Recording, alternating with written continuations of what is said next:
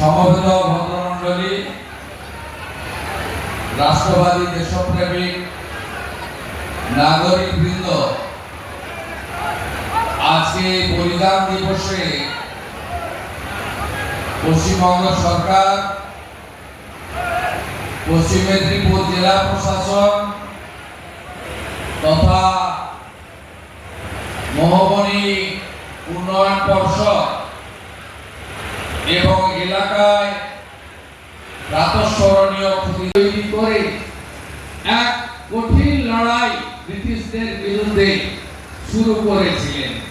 আমাদের এই ইতিহাস আমরা যদি সকলকে জানাতে না পারি, তাহলে আগামী দিনে রাষ্ট্রবাদ, দেশপ্রেম, জাতীয়তাবাদ, দেশ যে আমাদের কাছে সবচেয়ে বড় এবং যারা দেশকে অস্থির করতে চায়, যারা দেশকে ছোট করতে চায়, যারা দেশের মধ্যে বিশৃঙ্খলা সৃষ্টি করতে চায়, তাদের থেকে দূরে থেকে আমাদের সকলকে কিভাবে একাত্ম হতে হবে সেই পাঠ যদি শেখাতে হয়, তাহলে 11ই আগস্ট আমাদেরকে পালন করতে হবে এবং এই বীর বিপ্লবীকে ঘরে ঘরে পূজিত করতে হবে। আমি জানি যে এখানে অনেক উন্নয়নের কাজ থেকে আপনারা বঞ্চিত হয়েছেন।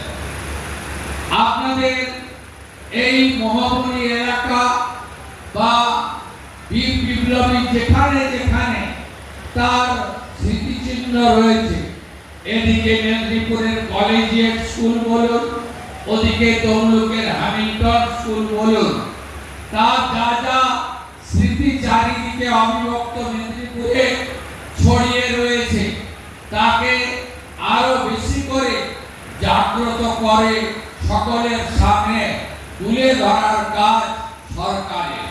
বিগত সরকার সে কাজ পালন করেনি। মহোবনী উন্নয়ন পর্ষদ তৈরি হয়েছে, স্কিম হয়নি। মহোবনী উন্নয়ন পর্ষদ তৈরি হয়েছে, টাকা দেওয়া হয়নি। মহোবনী উন্নয়ন পর্ষদ তৈরি হয়েছে, ভাষণ হয়েছে, কাজ হয়নি। কিন্তু বর্তমান সরকার আপনাদের স্বপ্ন পূরণ করতে চায়।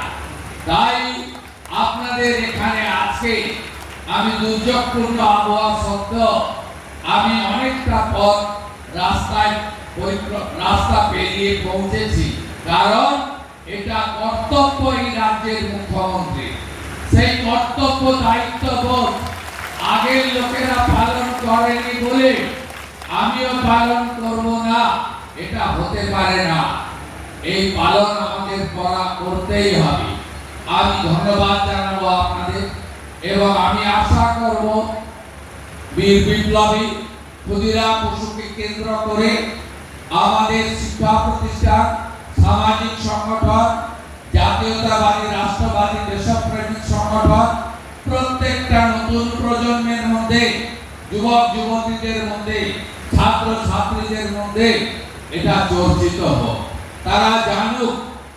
আপনারা দেখেছেন যে বিহারেও বিজেপি এনডিএ সরকার আছে, সেখানেও যেখানে বীর বিপ্লবীকে তাকে তার কঠিন শাস্তি দেওয়া হয়েছিল অন্যায়ভাবে, সেখানেও আজ সকালে বিহার পুলিশ স্পেশাল স্যালুট দিয়েছে তাকে। আমরা সব সময় দেশের প্রধানমন্ত্রী নরেন্দ্র মোদীজির নেতৃত্বে দেশপ্রেম এবং রাষ্ট্রবাদের জাগরণ ঘটাতে